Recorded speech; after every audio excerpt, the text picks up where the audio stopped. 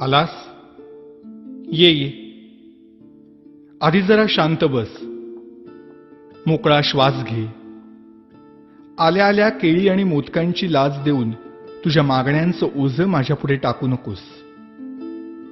किंवा खरं तर यावर्षी काही मागूच नकोस.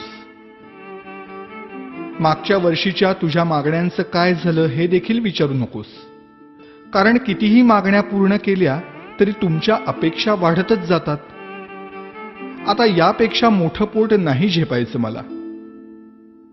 त्यापेक्षा असं कर, यावर्षी माझ्याच काही मागण्या पूर्ण कर. बघ जमतंय का? यावर्षी तरी निदान माझ्यासमोर दुसऱ्याचं वाईट चिंतू नकोस. उगीच माझ्या नावाखाली खोटी वर्गणी उचलू नकोस. रात्रभर जागू नकोस. जागलास तरी पिऊ नकोस.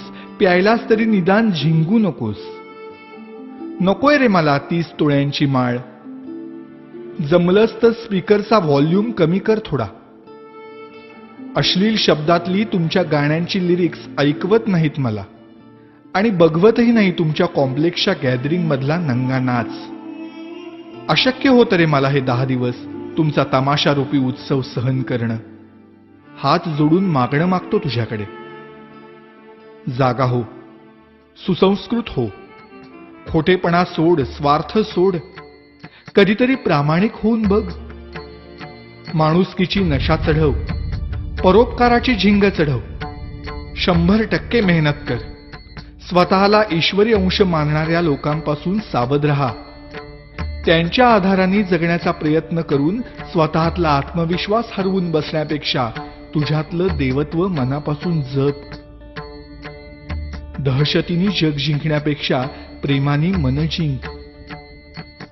श्रीमंतांचे जोडे पुसण्यापेक्षा गरिबांचे पाय धु. पैशानी श्रीमंत होण्यापेक्षा मनाने श्रीमंत हो. बघ आता यातलं किती तुला झेपतंय. रागावू नकोस भक्ता आणि रित्या हाताने जाऊ नकोस.